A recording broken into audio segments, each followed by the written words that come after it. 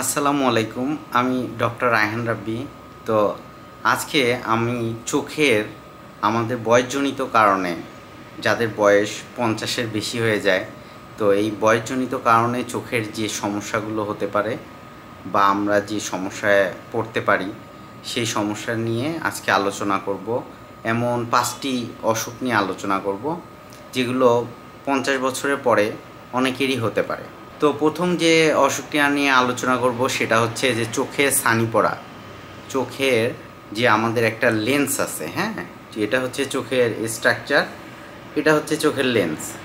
তো দেখা যায় যে বয়সজনিত কারণে বয়স যখন 50-এর বেশি হয়ে যায় তখন ম্যাক্সিমাম ক্ষেত্রে দেখা যায় যে আমাদের এই যে চোখের যে লেন্সটা রয়েছে এই লেন্সটি অস্বচ্ছ বা ঘোলা হয়ে যায়। অস্বচ্ছ বা ঘোলা হয়ে যাওয়ার কারণে রুগী চোখে দেখতে পায় না, চোখে ঝাপসা দেখে, চোখে কম দেখে, আমাদেরকে বলে যে দূরে কুয়াশার মতো ঝাপসা দেখতে পারে। এটা ম্যাক্সিমাম 50 বছর পার হলে অনেকের ক্ষেত্রেই এটা দেখা যায়। এটা নিয়ে তেমন চিন্তার কোনো কারণ নেই এখন, কারণ এখন অনেক আধুনিক চিকিৎসা চলে আসছে। চোখে ছানি পড়লে সাধারণত ফ্যাকো বা এসআইসিএস করা হয়। আরেকটি যে অসুখ রয়েছে সেটা হচ্ছে বয়সজনিত কারণে ম্যাকুলার যে ডিজেনারেশন হয়, এটা বলা হয় এজ রিলেটেড ম্যাকুলার ডিজেনারেশন। এটা জানার জন্য আমাদের চোখের স্ট্রাকচার একটু জানতে হবে। এটা হচ্ছে আমাদের চোখ। তো দেখা যায় যে এখানে আলো আসে কর্নিয়াতে, তারপরে লেন্সে যায়, তারপরে রেটিনাতে যায়। তো যখন আলো আমাদের রেটিনাতে পড়ে তখন আমরা সেটাকে দেখতে পাই। এই রেটিনারই একটা অংশ রয়েছে ম্যাকুলা। এই রেটিনাতে ম্যাকুলা নামে একটা অংশ রয়েছে, সেখানে কোন কোষের সংখ্যা বেশি থাকে। তো এই ম্যাকুলাতে যখন আলো এসে পড়ে তখন আমরা দেখতে পাই, কিন্তু বয়সজনিত কারণে দেখা যায় যে এই ম্যাকুলাতে ডিজেনারেশন হয়ে গেছে। তো ডিজেনারেশন হওয়ার কারণে যখন আলো পড়ে রুগী দেখতে পায় না। তো এই এজ রিলেটেড ম্যাকুলার ডিজেনারেশন এটাও 50 বছর পরে সাধারণত দেখা যায়।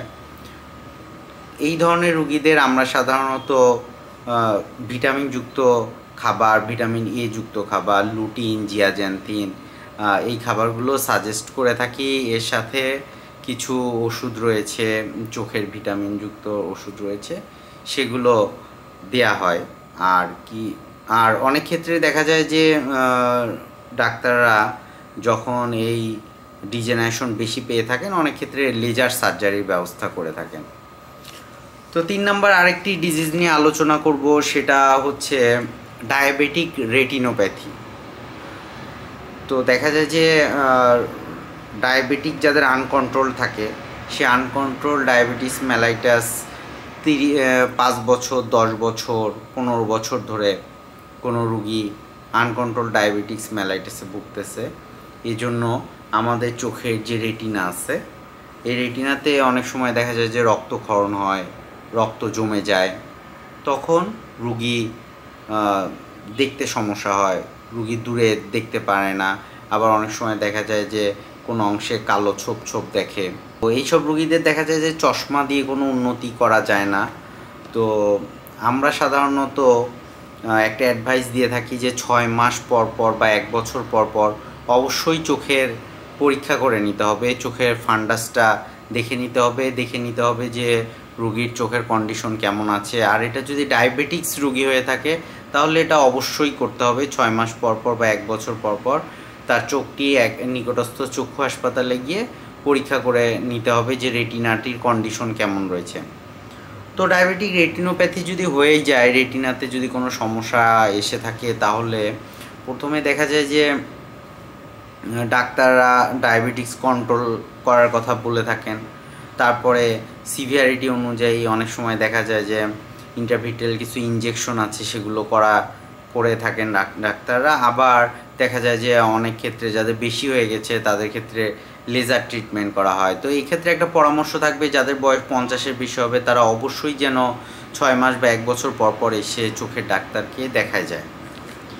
তারপরে আরেকটি চোখের যে বড় সমস্যা হয়ে থাকে সেটা হচ্ছে যে বয়সজনিত কারণে চোখের প্রেশার অনেক সময় দেখা যায় যে প্রেশার বেড়ে গিয়েছে। যেটাকে আমরা মেডিকেলের ভাষায় ওপেন অ্যাঙ্গেল গ্লুকোমা বলে থাকি। তো ওপেন অ্যাঙ্গেল গ্লুকোমা হয়ে থাকলে দেখা যায় যে চোখের যে আমাদের এখানে অ্যান্টেরিয়র চেম্বার আছে, সেখানে অ্যাকুয়াস হিউমার নামে কিছু পদার্থ থাকে, অ্যাকুয়াস হিউমার থাকে, এখানে ভিট্রিয়াস হিউমার থাকে। তো দেখা যায় যে অনেক সময় অ্যাকুয়াস হিউমারের প্রোডাকশন বেশি হয়ে যায়, বেশি হওয়ার কারণে চোখের ভিতরে একটা চাপ তৈরি হয়, চোখের ভিতরে চাপ তৈরি হয় এবং চোখের প্রেশার বেড়ে যায়। আবার অনেকের দেখা যায় যে জেনেটিক কারণে যাদের বাবা মা রয়েছে তাদের ক্ষেত্রেও গ্লুকোমা দেখা যেতে পারে। তো ম্যাক্সিমাম ক্ষেত্রে বয়স যাদের 50-এর বেশি হয়, অনেক ক্ষেত্রে আমরা পেয়ে থাকি যে রুগীরা সাধারণত ওপেন অ্যাঙ্গেল গ্লুকোমাতে ভোগে। তো এই ওপেন অ্যাঙ্গেল গ্লুকোমার বর্তমানে চিকিৎসা রয়েছে, কিন্তু যদি ডায়াগনোজড না হয় তাহলে চিকিৎসার অভাবে দেখা যায় যে চোখ অন্ধত্বের দিকেও চলে যেতে পারে। তো আমাদেরকে এই ওপেন অ্যাঙ্গেল গ্লুকোমা জানার জন্য প্রথমে যদি ফ্যামিলিতে থাকে তাহলে অবশ্যই চোখ পরীক্ষা করে নিতে হবে, চোখের প্রেশারটা দেখে নিতে হবে। আর যদি নাও থাকে তাহলেও 50 বছর পর চোখের প্রেশারটা 50 বছর যাদের পার হয়ে গিয়েছে তারা বাসায় বসে না থেকে অবশ্যই চোখের নিকটস্থ চোখের হাসপাতালে এসে চোখের প্রেশারটা যেন দেখে নিয়ে যায় যে তাদের প্রেশারটা কীরকম রয়েছে, বেশি আছে না কম আছে। তো এই যে চোখের যে প্রেশার বেড়ে যাচ্ছে, এটা যদি আর্লি স্টেজে ডায়াগনোস করা হয় তাহলে অনেক ক্ষেত্রে দেখা যায় যে ড্রপ দেওয়ার মাধ্যমে ট্রিটমেন্টটা চালিয়ে নিয়ে যাওয়া যায়। আর যদি এটা লেট স্টেজে যায় বা অনেক সময় দেখা যায় যে ট্রাবেকুলেক্টমি করা হচ্ছে এবং বিভিন্ন ধরনের সার্জিক্যাল প্রসিডিউরে যেতে হইতে পারে। আরেকটা কন্ডিশন হচ্ছে দেখা যায় যে চোখের যে আমরা সেটা হচ্ছে ড্রাই আই সিনড্রোম। দেখা যায় যে 50 বছর পার হয়ে গেলে আমাদের যে মেবুমিয়ান গ্র্যানুলের সিক্রেশনও রয়েছে, তারপরে চোখের যে টিয়ারের সিক্রেশন রয়েছে, তো এগুলো দেখা যায় যে এক সময় কমে যায়, যে পরিমাণ প্রোডাকশন হওয়ার কথা সে পরিমাণ তৈরি হয় না। এর ফলে চোখে দেখা যায় যে ড্রাই আই সৃষ্টি হতে পারে, চোখে খচখচ করা, চুলকানো ভাব, পানি পড়া, তারপরে ফরেন বডি সেন্সেশন হয় যে রুগী মনে হয় যে চোখে কিছু পড়ে রয়েছে, রুগী অনেকটাই ডিসকমফোর্ট ফিল করে। তো এটাকে ড্রাই আই সিনড্রোম বলা হয়। তো 50 বছর পরে সাধারণত এই সিনড্রোমটি বেশি দেখা যেতে পারে। তো ড্রাই আইয়ের ক্ষেত্রে বর্তমানে আর্টিফিশিয়াল কিছু টিয়ার রয়েছে এবং কিছু সার্জিক্যাল প্রসিডিউর রয়েছে। তো প্রথমে আর্টিফিশিয়াল টিয়ার ইউজ করে দেখা যায় যে কীরকম ইমপ্রুভমেন্টের দিকে যাচ্ছে কি যাচ্ছে না রুগীদেরকে। তো আমাদের একটা সাজেশন থাকবে যে রুগীদের ক্ষেত্রে যে আপনার বয়স যখনই 50 বছর হয়ে গিয়েছে আপনি অবশ্যই নিকটস্থ চক্ষু হাসপাতালে একবার যাবেন, চোখের পরীক্ষাটা করে নেবেন, চোখের ফান্ডাসটা দেখে নেবেন, চোখের প্রেশারটা কীরকম রয়েছে এটা অবশ্যই দেখে নেবেন। এখানে কোনো অবহেলার করার কোনো সুযোগ নেই।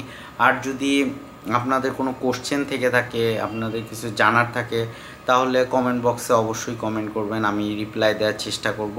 সাবস্ক্রাইব না করে থাকেন সাবস্ক্রাইব করতে পারেন। ভালো থাকবেন, সুস্থ থাকবেন।